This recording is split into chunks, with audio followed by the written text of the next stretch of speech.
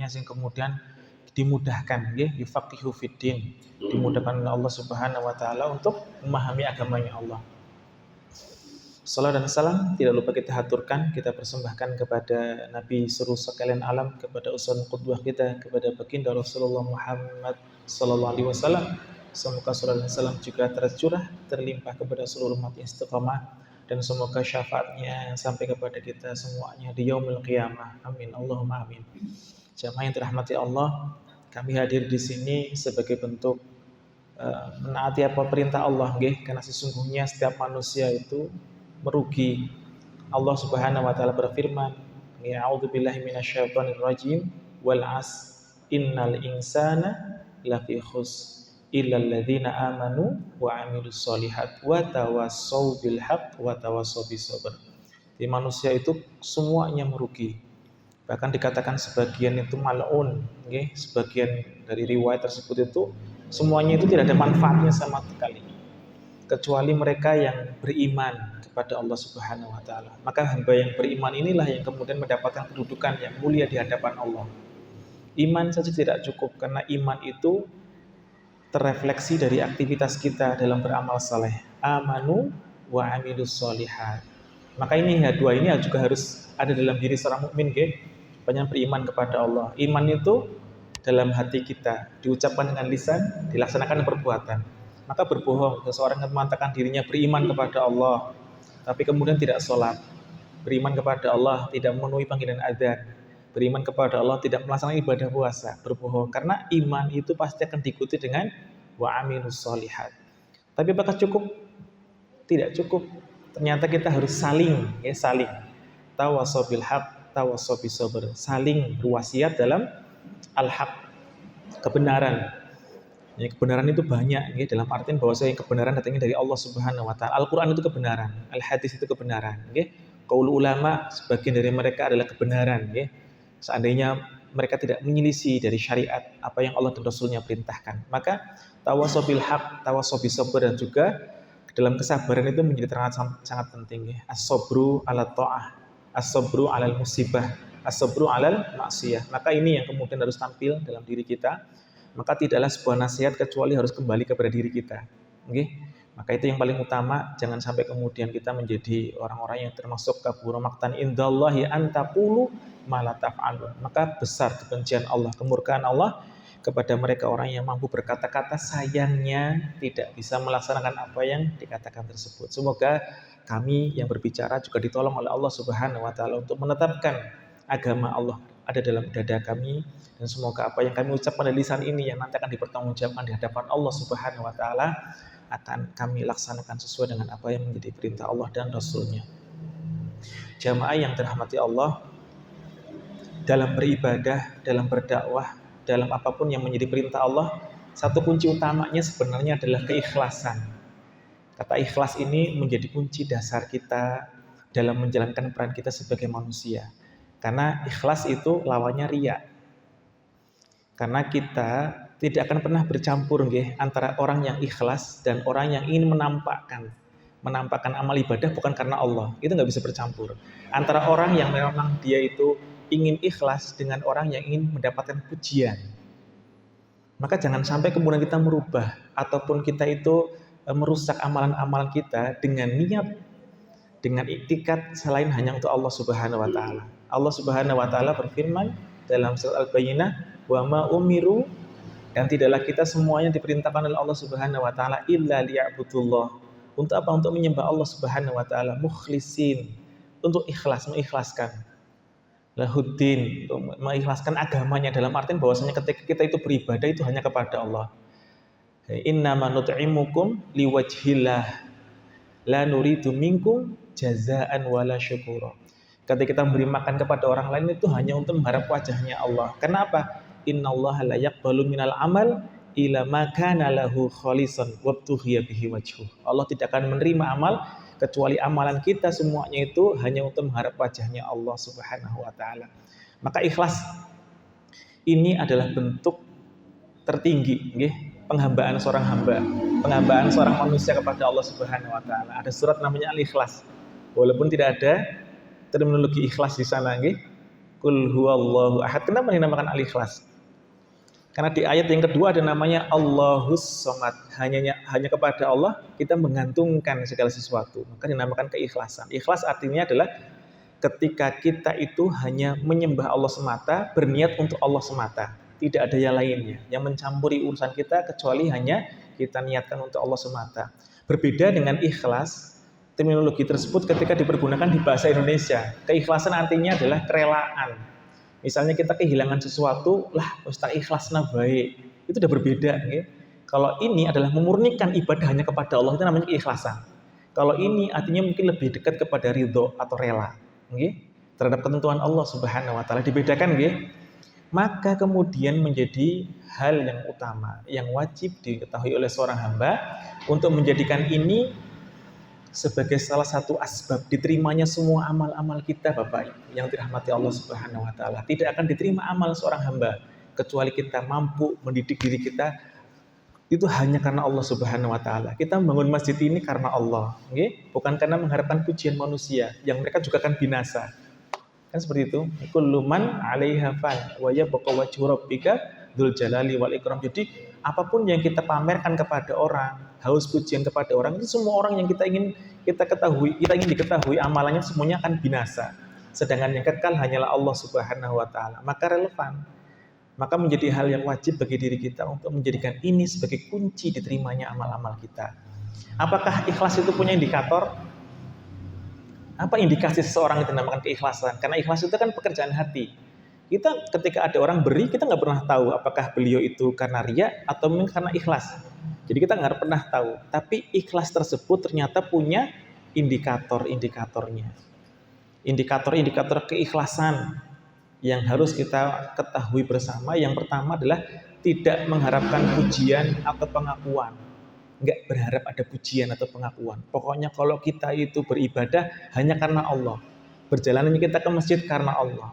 Berinfaknya kita karena Allah. Bukan karena ingin mendapatkan pujian atau ingin mendapatkan kedudukan di tengah-tengah manusia. Kuncinya yang pertama itu.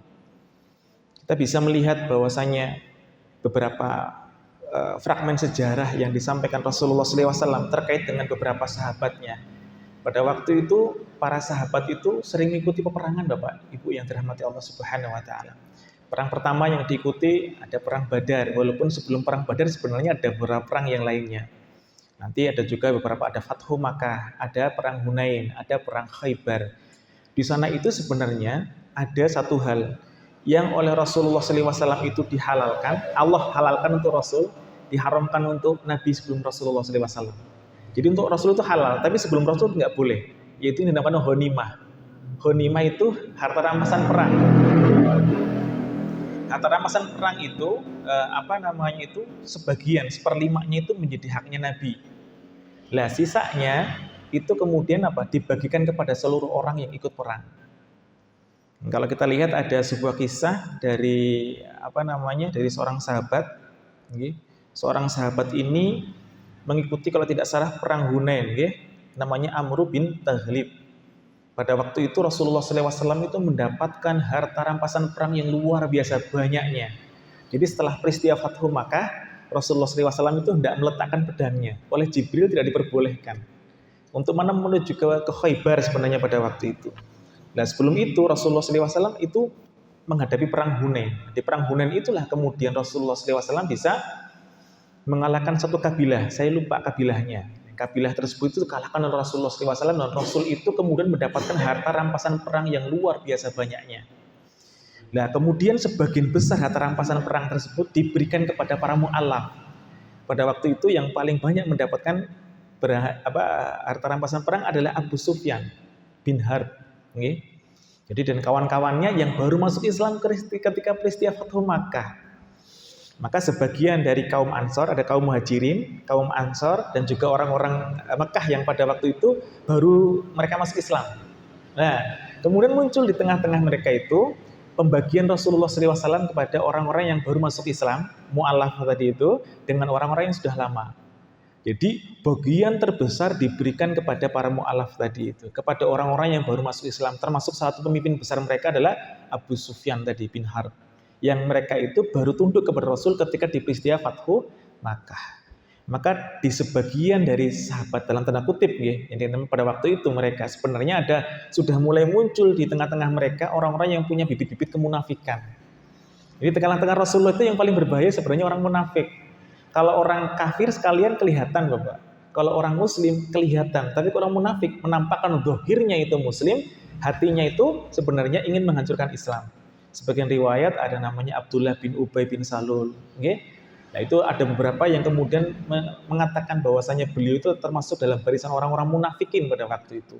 Ketika di perang Badar mereka tidak ikut. Sebenarnya ikut pertama kali, setelah itu mereka memisahkan diri. Di perang Uhud pun sama seperti itu. Hendak gembosi, hendak membuat orang umat muslim pada waktu itu menjadi lemah seperti itu. Maka di tengah-tengah mereka itu muncul salah seorang yang mengatakan kepada Rasulullah, "I'dilu ya Rasulullah." Adilah wahai Rasulullah. Sampai seperti itu. Kanjeng Nabi seperti itu kan. Bayangkan, kalau saya nggak bisa adil, kata siapa lagi yang bisa adil, kata Rasulullah SAW. Itu ada salah seorang dari kalangan yang namanya nanti yang pertama kali mereka dinamakan dengan Khawaris tadi itu.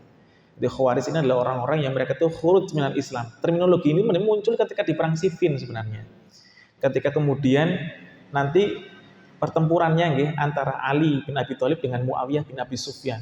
Nanti akan pecah umat Islam. Pada waktu itu sepeninggal wafatnya Rasulullah SAW, sepeninggal wafatnya Utsman, dan tampuk kemudian diambil oleh Ali bin Abi Thalib. Nanti mereka itu memunculkan yang dinamakan dengan Khawarij. Ada namanya Syiah juga. Ya, itu seperti itu. Nah pada waktu itu ada salah seorang dari sahabat yang dia itu ikut peperangan dan sebenarnya mendapatkan ghanimah, harta rampasan perang. Tapi kemudian beliau itu dalam Sahih Bukhari disebutkan namanya Amr bin Taghlib. Beliau itu tidak menampakkan, bahkan beliau itu menjauh dari orang-orang yang sedang membagikan harta ghanimah tersebut. Maka Rasulullah SAW dalam riwayat tersebut mengatakan, sungguhnya aku lebih menyukai orang-orang yang tidak meminta ghanimah atau mendapatkan ghanimah daripada orang-orang yang meminta atau mendapatkan harta ghanimah. Maka orang-orang seperti ini sebenarnya orang-orang yang mastur, orang yang menutupi diri mereka. Karena apa? Karena tujuan perang mereka adalah untuk mencari keridhaan Allah Subhanahu wa taala, bukan untuk mencari harta rampasan perang, untuk mencari perbendaharaan dunia. Karena orientasi seseorang itu bisa berubah di tengah-tengah perjalanan. Bahkan kalau panjenengan lihat, ada yang dinamakan dengan hadis Ummu Qais ini. Namanya hadis mengenai niat. Ada seorang sahabat yang namanya Muhajir Ummu Qais bahasa sebenarnya. Jadi niat innamal a'malu biniat wa innamal likulli imri'in ma nawa. Rasulullah SAW memunculkan hadis tersebut karena ternyata ada orang yang berhijrah dari Mekah ke Madinah itu karena ingin mengejar seorang wanita. Jadi Rasul mengatakan faman kanat hijratuhu ilallahi wa rasulih, barang siapa yang hijrahnya tersebut karena Allah dan Rasulnya, fa hijratuhu ilallahi wa rasulih, maka hijrahnya itu untuk Allah dan Rasulnya.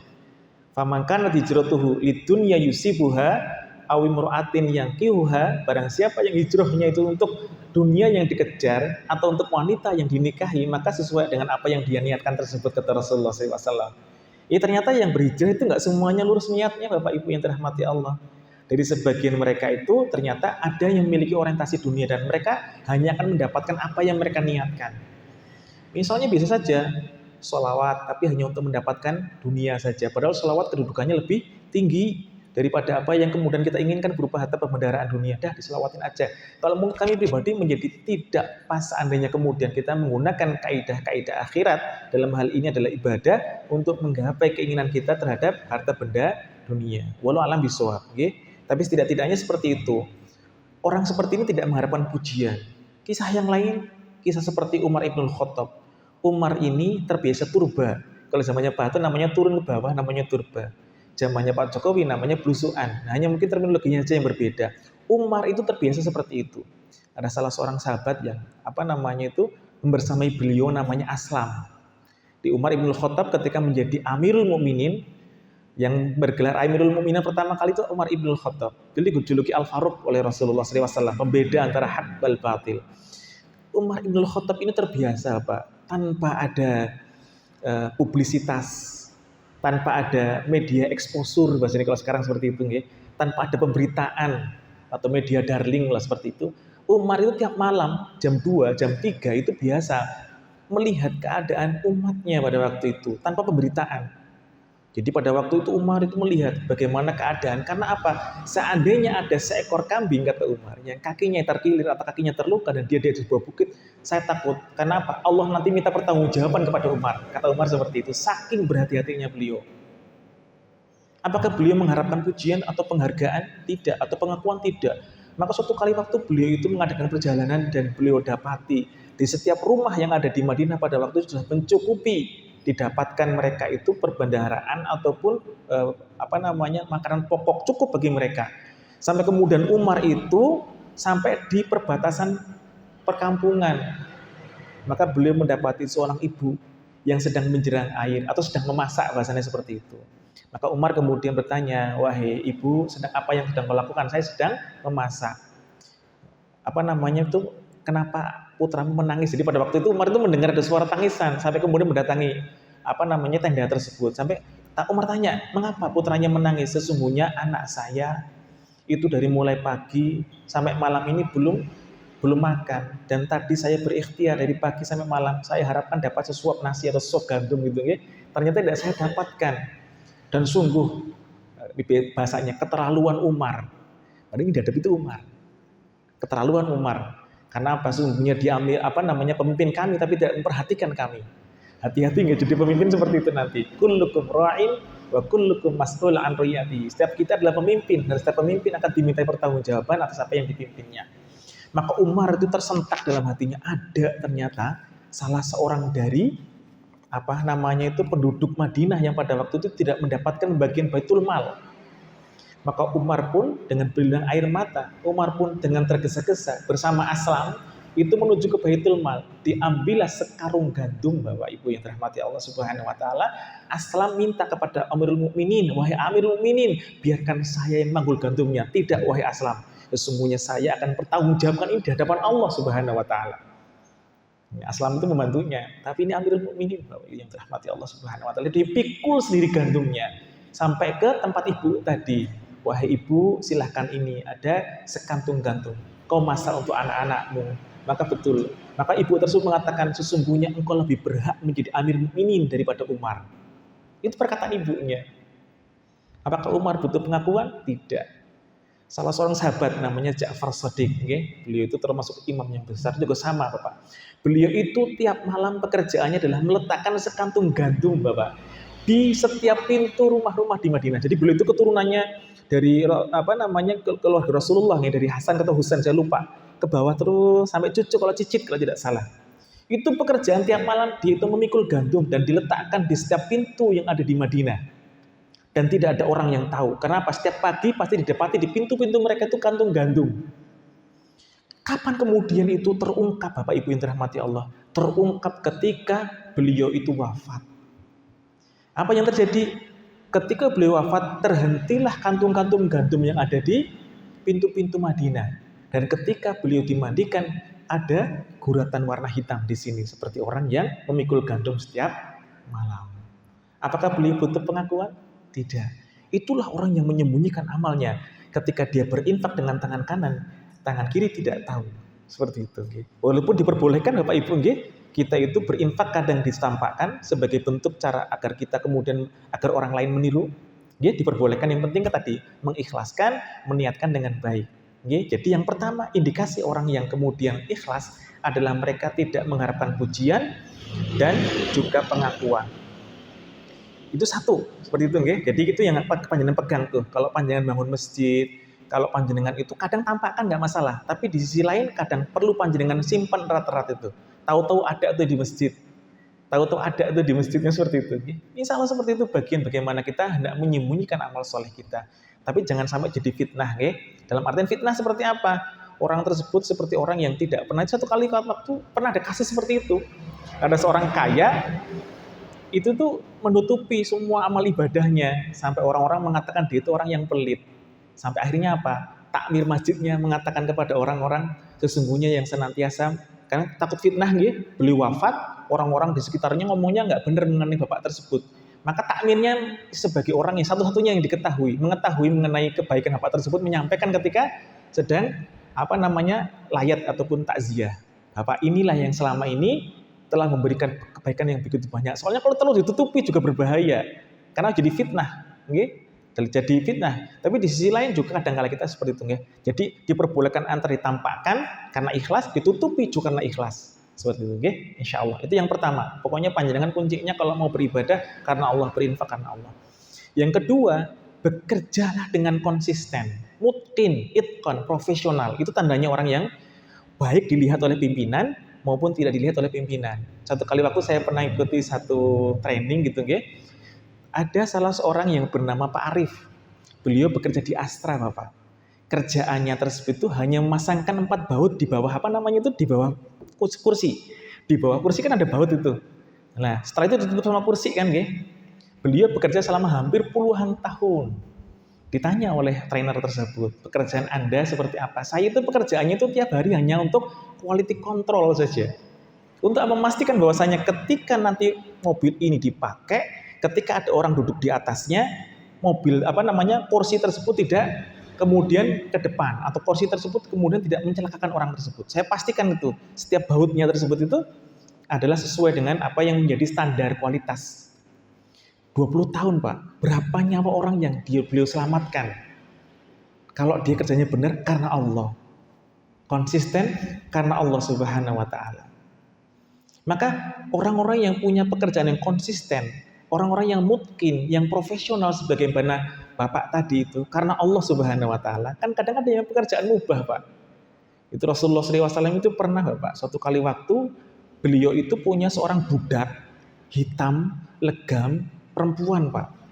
Pekerjaannya itu tiap hari cuma bersihin masjid saja. Tapi istiqomah yang dikerjakan. Dia itu profesional banget, pokoknya namanya Masjid Nabawi, mungkin nggak seluas seperti sekarang, tapi tiap hari disaponi terus, itu nyaponi tiap hari. Sampai bersih, orang ridho, Pak. Jangan dibayangkan masjidnya bagus seperti ini, gitu, luar biasa. Dahulu itu hanya pelepah kurma, Pak. Bawahnya itu pasir. Kalau orang sedang sholat, itu biasanya nampak di sini tuh pasirnya gitu, gitu. Kalau sedang dalam keadaan panas, Rasulullah SAW kadang mengundur waktu sholat zuhurnya, Pak. Saking panasnya. Karena tidak seperti sekarang bagusnya. Tiap hari itqan, tiap hari profesional. Dalam apa? Dalam mengerjakan tugas-tugasnya itu. Dan dia itu tidak melihat Rasulullah SAW dalam arti memang itu pekerjaan dia merasa bahwasanya tanggung jawab dia, dan dia ikhlaskan karena Allah. Marbot, Pak. Kemarin saya lihat itu salah seorang di-share sama tetangga saya yang takmir. Ada namanya Sadio Mane, Pak. Itu pemain sepak bola yang dari Liverpool, Mesut Ozil, Pak. Pekerjaannya apa, Pak? Diperlihatkan itu sedang bersih karpet, bersih toilet, karena mereka yang merasa bahwa mereka itu hamba Allah Subhanahu wa taala. Mereka nggak tahu kalau sedang disyuting. Maka Rasulullah SAW suatu kali waktu kehilangan perempuan itu, Pak. Kehilangan perempuan itu. Sampai kemudian Rasulullah SAW itu ketika 3 hari tidak bertemu atau 4 hari tidak bertemu, bertanya kepada para sahabatnya, wahai sahabatku, di mana perempuan ini? Kan seperti itu. Di mana marbot ini? Perempuan pada waktu itu. Okay? Maka Rasulullah SAW, dia sudah wafat. Bagaimana kalian itu sudah tahu bahwasanya kalau sahabat-sahabat mungkin posisinya Rasul sedang kemana, tidak paham, gitu. Tapi kenapa kalian tidak memberitahu saya kalau perempuan tersebut itu wafat? Maka Rasulullah SAW mendatangi tempat wanita tersebut dikuburkan dan menyolati wanita tersebut. Seperti itu, Bapak. Jadi wanita tersebut itu kerjanya itqan, profesional. Dia nggak memperhatikan tuh terkait apakah saya diperhatikan Rasulullah SAW, apakah saya digaji, itu enggak. Pokoknya dikerjakan sesuai dengan apa yang dia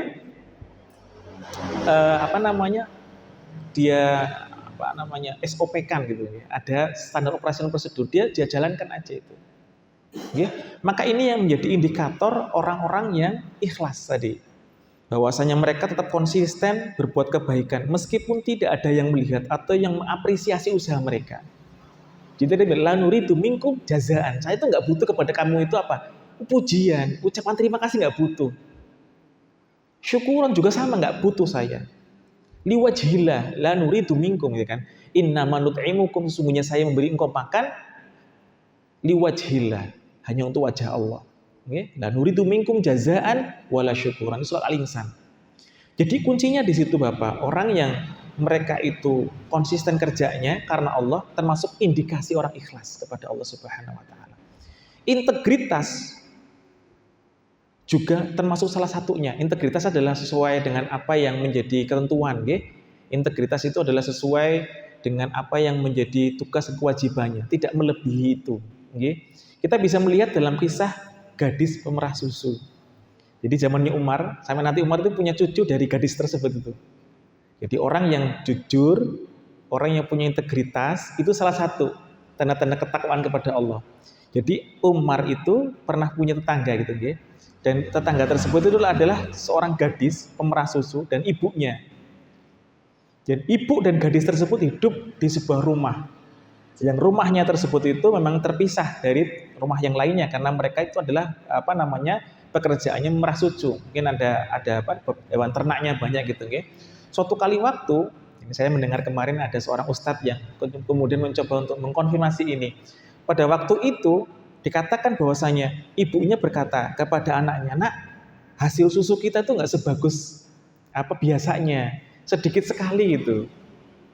Nah, walau alam bisawab ya, ini kemarin dikonfirmasi para ustadz, sebenarnya dia itu tidak sedang mencampur, ibunya suruh untuk mencampur air seperti itu. Maka kemudian bukankah Umar Ibnul Khattab Amirul Mukminin tersebut tidak memperbolehkan kita untuk mencampur air dengan susu? Seperti itu, nggih. Walaupun diperbolehkan, tapi pada waktu itu sebenarnya oleh Umar itu dilarang terlebih dahulu. Umar itu melarang, ya tadi itu. Kalau dari ustadz tersebut mengatakan bahwasanya ada orang yang pada waktu itu tidak suka susu yang terlalu kental. Ada orang juga tidak menyukai susu dengan proporsi tertentu. Maka kadang ada orang yang minta untuk ditambahkan airnya. Maksud Umar tidak menambahkan susu kecuali atas permintaan orang yang mau beli, seperti itu. Bahasanya seperti itu. Jadi nanti boleh silakan ditambah airnya kalau orangnya minta. Kalau enggak jangan. Karena tadi itu berarti mengubah beratnya, mengubah masaknya, substansinya dari susu itu sendiri. Maka gadis tersebut, ibu tersebut berkata kepada gadis, "Kan Umar tidak ada di sini. Walaupun Umar tidak ada di sini, bukankah Allah melihat perbuatan kita?" Seperti itu. Itu kata gadisnya tersebut. Umar mendengar sendiri itu. Maka kemudian gadis ini tuh dinikahkan dengan putranya Umar. Nanti putranya Umar ini melahirkan pemimpin berikutnya yang akan melahirkan khalifah yang kelima yang bernama Umar bin Abdul Aziz. Dari seorang gadis pemerah susu yang demikian jujur itu. Jadi keturunannya orang baik itu. Punya integritas dan profesional. Maka itu salah satunya Bapak. Kalau orang jujur, punya integritas, paham dengan apa yang menjadi kewajiban, itu insya Allah bagian dari orang yang paham mengenai makna keikhlasan. Suatu kali waktu Umar juga pernah itu. Beliau sedang berjalan, sedang safar, mendapati ada seorang penggembala itu punya kambing banyak banget. Bilang kepada pemilik penggembala kambing tersebut, "Mas, ini tolong boleh nggak kalau saya beli kambingmu satu?" Itu kambing bukan lagi puluhan ya, ratusan gitu. "Tidak boleh, kambing ini bukan milik saya. Kalau diambil satu kan nggak kelihatan. Bilang saja kepada majikanmu dimakan serigala atau kemudian atau mati, seperti itu kan selesai." Seperti itu bilangnya Umar kepada anak tersebut. "Walaupun majikanku tidak tahu, bukankah Allah itu Maha tahu?" Kata anak tersebut. Umar pun terkesan. Umar pun kemudian bilang, kenapa? Karena melihat betapa anak tersebut itu punya makna arti ikhlas. Karena anak tersebut itu paham bahwasanya Allah itu melihat perbuatan orang tersebut atau melihat perbuatan anak tersebut. Nah, seandainya kita bisa mendidik anak-anak punya karakter seperti itu, bahwasanya mereka itu paham mana yang hak mereka, mana yang bukan hak mereka. Kita kan sekarang terbalik-balik gitu, Ada orang yang mengambil haknya orang lain, kadang seperti itu kan, ya itu menjadi permasalahan problem. Itu kelihatan kalau ada orang-orang yang mereka itu berkata A, setelah kemudian jadi berkata B, gitu seperti itu, atau orang-orang yang berjanji sesuatu menyelisih janji, ya termasuk tanda-tanda bukan orang yang ikhlas dalam bekerja. Maka kemudian ini yang harus kita tekankan bersama mengenai pentingnya tadi kita ketika bekerja tidak mengharapkan pujian, kerjanya konsisten, dan kita punya integritas kejujuran, itu bagian dari ketakwaan. Nanti panjenengan cari indikator itu apa ada dalam diri panjenengan atau tidak. Selanjutnya, dia tidak mudah kecewa dan nggak mudah marah. Itu indikatornya seorang tersebut ikhlas itu nggak mudah kecewa dan nggak mudah marah. Walaupun kemudian ternyata dia tidak mendapatkan apa yang menjadi harapannya, karena dia paham itu merupakan takdir Allah Subhanahu wa Ta'ala. Kita paham bahwasanya segala sesuatu itu ketetapan itu menurut Allah Subhanahu wa Ta'ala. Maka orang tersebut itu tidak mudah kecewa dan tidak mudah marah ketika kemudian tidak mendapati apa yang seharusnya menjadi haknya. Dan Rasulullah SAW mendidik dirinya seperti itu, Bapak Ibu yang dirahmati Allah Subhanahu Wa Taala. Ketika di peristiwa beliau pergi ke Taif nih, setelah wafatnya Khadijah dan setelah wafatnya sinten asmane Ali bin Abi Thalib nih bapaknya, pamannya beliau. Itu Rasulullah SAW itu kan disuruh atau diminta untuk berdakwah di orang-orang Taif. Banyak bisa melihat kisahnya itu. Beliau itu diminta oleh orang-orang Taif, pembesar-pembesar Taif untuk apa? Untuk berdakwah di sana. Rasul bersegera, tergopoh-gopoh. Rasul kemudian mendatangi mereka, ternyata apa yang beliau dapati? Bukanlah yang didapati beliau itu sambutan dari orang-orang Taif, tapi cercaan, cacian, hinaan, makian, bahkan lemparan batu. Subhanallah. Rasulullah SAW itu bersedih dalam hatinya. Beliau berdarah kakinya. Ya, ada juga beberapa sahabat yang mengiringi beliau sampai kemudian beliau itu beristirahat di sebuah kebun miliknya orang-orang Taif pada waktu itu. Walau alam biswab. Ini namanya siapa saya lupa. Beliau kemudian didatangi oleh malaikat Jibril. Ya Rasulullah, seandainya engkau perintahkan kepada saya untuk memanggil malaikat penjaga dua gunung ini, dua gunung. Di Taif itu ada gunung namanya Gunung Akhsyabain. Dua gunung besar itu Bapak. Yang di sana ada penjaganya, malaikatnya. Perintahkan kepada saya, akan saya balik gitu gunungnya untuk kemudian urugi lah bahasanya itu, menimpa orang-orang Taif. Apa yang Rasul katakan? Apakah Rasul kecewa dan marah dengan orang-orang Taif? Itu kan contoh dari beliau, nggih. Maka Rasul ada sebaik-baik contoh. Laqad kana lakum fi Rasulillahi uswatun hasanah. Dalam diri beliau muncul harapan yang besar, Bapak Ibu yang dirahmati Allah Subhanahu wa taala. Beliau bisa menghilangkan rasa kecewa, rasa marah dan memaafkan. Orang-orang Taif pada waktu itu, wahai Jibril, sesungguhnya saya berharap dari tulang sulbi mereka, dari rahim perempuan-perempuan mereka itu akan lahir orang-orang yang mendakwahkan Islam sampai ke seluruh penjuru dunia. Jadi Rasul itu visioner, mungkin saat ini dilempar itu, tapi siapa tahu kemudian mereka menerima Islam dan agama ini akan tersebar dengan asbab mereka. Ternyata betul Bapak. Orang Taif inilah yang kemudian mereka itu berdakwah. Safari dakwahnya sampai ke seluruh dunia. Sampai ke Yaman, dari Yaman sampai ke beberapa tempat di dunia. Ada yang ke Siprus, ada yang ke Turki, semuanya bagian daripada apa yang dinamakan dengan harapan Rasulullah tadi. Bukan kekecewaan, karena Rasul berdakwah karena Allah, walaupun dilempari, beliau yakin ini ketentuan Allah. Tidak boleh patah semangat, tidak boleh patah arang, tidak boleh putus asa, karena yakin sebagaimana yang Rasulullah SAW sampaikan di sini, bahwasanya beliau adalah orang yang senantiasa berprasangka baik kepada Allah Subhanahu wa taala.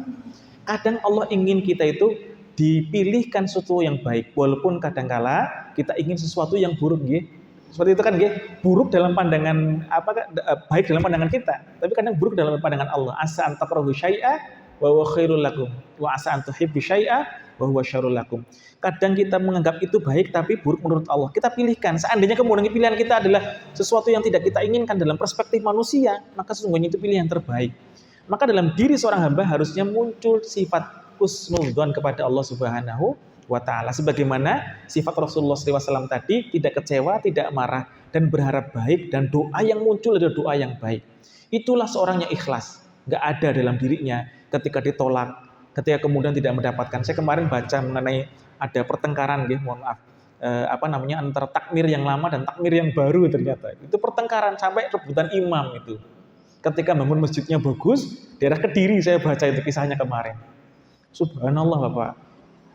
Masjid ini dibangun atas ketakwaan kepada Allah Subhanahu wa taala. Sampai kemudian terjadi seperti itu, atau masjid yang di sana naudzubillahi min dzalik. Berarti bukan keikhlasan yang mereka membangun masjid karena ingin menguasai, karena ingin menduduki, karena ingin kemudian menjadikan masjid ini sebagai kekuasaannya.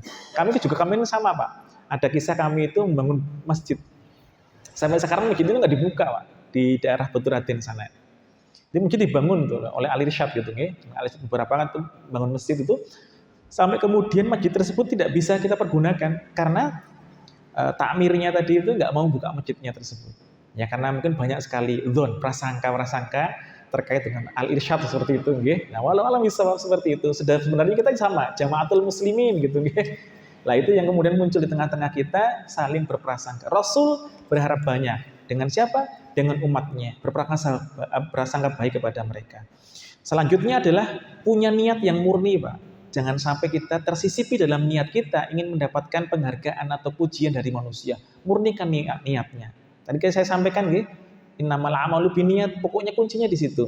Sesuatu yang mubah bisa menjadi ibadah. Hati-hati, yang mubah itu bisa jadi ibadah.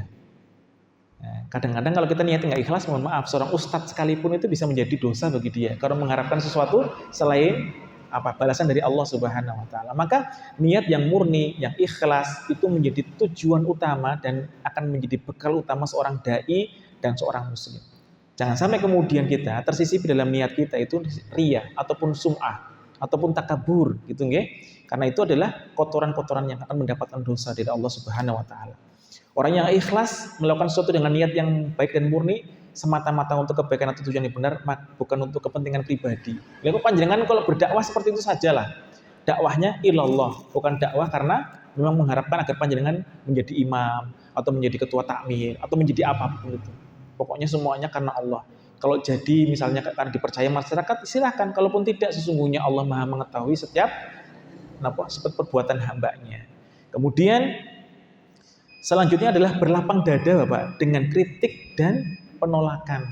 Tadi Rasul seperti itu, Rasulullah SAW itu ketika berdakwah Syria, beliau kan ditolak oleh siapa? Oleh pamannya sendiri, Abu Lahab. Rasulullah SAW naik ke Bukit Sofa, mengatakan kepada orang-orang orang-orang Quraisy pada waktu itu, ya sobahah, bahasa seperti itu. Rasul itu nggak pernah bohong seumur hidupnya, Bapak. Sampai kemudian ketika beliau itu berhijrah, sesungguhnya masih banyak orang-orang kafir Quraisy yang menitipkan barang-barang ke Rasulullah. Beliau dibenci, juga dikagumi, Bapak. Kalau panjenengan lihat kisahnya dalam tarikh itu, yang namanya orang Mekah itu kalau menitipkan barang semuanya ke Rasulullah. Dinamakan Al-Amin, orang yang terpercaya, Bapak. Dikumpulkan pada waktu itu di Bukit Sofa, Rasul mengatakan kepada orang-orang Quraisy, wahai orang Quraisy, seandainya saya katakan di belakang saya ada musuh yang menyerang, kalian percaya nggak kepada saya? Percaya, karena Rasulullah hidupnya nggak pernah bohong. Nah, Rasul setelah itu mengajak kepada agamanya Allah, kepada tauhid. Nah, setelah itu, apakah hanya karena ini saja engkau kumpulkan kami, wahai Muhammad? Maka seperti itu. Maka kemudian celaka engkau, wahai Muhammad. Sampai kemudian muncul surat itu Al-Lahab. Tabbat yada abi lahabi wa tab. Ma aghna'a humaluhu. Maka saat itu sebagai bukti bahwasanya Allah Subhanahu wa taala itu hendak menampakkan nubuahnya Rasulullah SAW. Bahkan orangnya masih hidup sudah dikatakan sebagai orang yang nanti masuk neraka, Pak. Seandainya Abu Lahab masuk Islam, apa yang terjadi? Itu dinafikan kan surat itu. Surat itu bahkan masih ada itu. Jadi Abu Lahab dan Ummu Jamil, istrinya Abu Lahab, itu semuanya sudah sama itu. Dua serangkai itu. Maka Rasulullah SAW berlapang dada itu. Apakah Rasul putus asa atau patah arang? Tidak. Rasul berdakwah Syriah. Setelah itu berdakwah Jariyah. Di Mekah 13 tahun, Pak. Bukan masa yang sebentar. Yang terjadi apa? Penolakan. Sebagian sahabat harus wafat, Bapak. Ada namanya, saya lupa ini yang ada namanya Sumayyah. Ada beberapa sahabat yang lainnya. Mereka semuanya wafat, Bapak. Karena mereka tidak mendapatkan perlindungan dari orang-orang Mekah pada waktu itu. Dan mereka menjadi syahid dan syahidah pertama yang kemudian itu menjadi titik tolak awal Rasulullah SAW itu berdakwah di Mekah. Ketika diterima, kemudian beliau itu berdakwah di Madinah. 13 tahun di Mekah berdakwah tauhid, 15 tahun nanti selanjutnya di Madinah juga sama tentang tauhid, tapi dilanjutkan dengan ayat-ayat ahkam hukum di sana. Bapak Ibu yang dirahmati Allah Subhanahu wa taala, kuncinya tadi terkait dengan ikhlas itu adalah tadi berlapang dada. Ketika ada perbedaan, berlapang dada. Ketika ada perselisihan, kita cari titik temunya. Ketika ada perdebatan, kita hindari sebisa mungkin. Itulah orang-orang yang ikhlas dan beribadah kepada Allah Subhanahu wa taala. Ya, semoga itu bisa kita jalankan, Bapak. Pokoknya panjenengan harus menjadi orang yang tadi ibadur rahman. Orang-orang yang ketika kemudian panjenengan itu berjalan dengan tawadhu, dengan berendah hati di hadapan manusia dan berendah diri di hadapan Allah Subhanahu wa taala. Kita siapa? Itu nggih. Dan ketika ada orang jahil, orang yang enggak paham agama, orang yang berkata keras kepada kita, qulu salama. Katakan kepadanya kebaikan. Doakan dia agar dia menjadi orang yang baik, insyaallah. Maka kita termasuk orang yang bertakwa kepada Allah. Yang terakhir, orang yang ikhlas akan senantiasa bersyukur kepada Allah Subhanahu wa taala. Dia pandai bersyukur kepada Allah Subhanahu wa taala karena yakin apapun yang dimiliki oleh dia datangnya dari siapa? Datangnya dari Allah Subhanahu wa taala. Maka bagi orang-orang yang mereka itu mukhlisin, orang yang ikhlas, maka salah satu indikatornya adalah dia adalah orang yang pandai bersyukur. syukurnya lisan dengan mengucapkan kalimat hamdalah, syukurnya hati dengan membenarkan bahwasanya ini adalah nikmat dari Allah, syukurnya badan dengan beribadah kepada Allah dengan ruku dan sujud. Maka itu karakteristik orang yang ikhlas beribadahnya kepada Allah Subhanahu wa taala. Mungkin seperti itu beberapa yang dapat kami sampaikan tadi, tidak mengharapkan pujian dan pengakuan, bekerja dengan konsisten, itqan, integritasnya, kejujurannya, tidak mudah kecewa dan marah, punya niat yang murni karena Allah, berlapang dada dengan kritik dan penolakan, serta senantiasa mampu dan pandai bersyukur kepada Allah Subhanahu wa taala. Semoga apa yang saya sampaikan bermanfaat untuk panjenengan semuanya, nggih. Kita berharap kita digolongkan menjadi hamba Allah yang ikhlas, hamba Allah yang mampu beribadah dengan baik kepada Allah Subhanahu wa taala, memurnikan ibadah kepada Allah. Iyyaka na'budu, hanya kepada Engkau kami menyembah ya Allah, wa iyyaka nasta'in, dan hanya kepadamu kami mohon pertolongan. Itulah yang dinamakan orang yang ikhlas kepada Allah Subhanahu wa taala. Memurnikan setiap ibadah hanya kepada Allah, tidak punya tendensi atau niat selain hanya untuk mengharap keridhaan Allah Subhanahu wa taala. Aku qouli hadza astaghfirullah li wa lakum wa lisairil muslimin wal muslimat fastaghfiruhu innahu huwal ghafurur rahim. Kita tutup bersama dengan bacaan hamdalah doa kafaratul majelis. Alhamdulillahirabbil alamin. Subhanakallahumma bihamdik asyhadu an la ilaha illa anta astaghfiruka wa atubu ilaik. Wassalamualaikum warahmatullahi wabarakatuh.